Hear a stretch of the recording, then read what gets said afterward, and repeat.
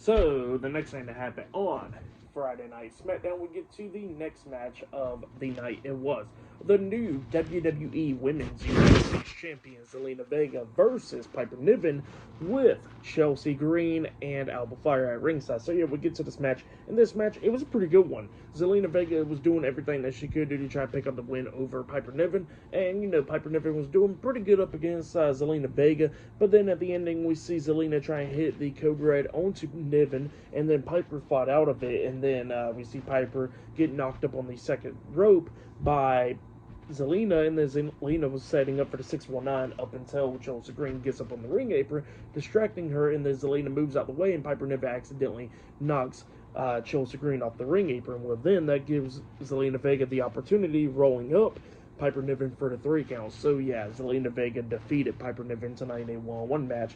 For that match, I'll give it 2.5 stars. That's why I'll give it. It was a pretty good one.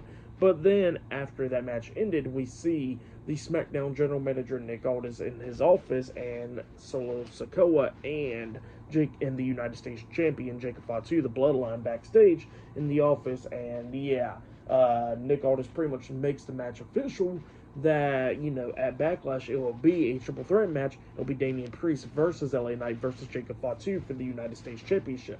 And yeah, you know, Solo wasn't happy about all that stuff, and he says that technically Drew McIntyre won the #1 contenders match last week on SmackDown, and yeah, they was going on about that and what happened earlier tonight and all that stuff. And then Nick Aldis was like, yeah, you know what, you're right. He says scrap the triple threat match. It will now be a fatal 4-way match with Drew McIntyre added into it. And then Jacob just looks at Solo, and then he just looks back at Nick, and he says that he'll just run through all of them. And then he walks out, and then Solo looks at Nick, and he says, we already know what you're trying to do. He says that you're trying to screw over Jacob. And then Nick looks at Solo, and he says, no, you're trying to screw over Jacob. And then he walks out.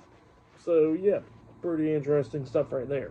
But yeah, later on tonight will be Tiffany Stratton teaming up with Jade Cargill to take on Naomi and Nia Jackson, a tag team match later on tonight on SmackDown.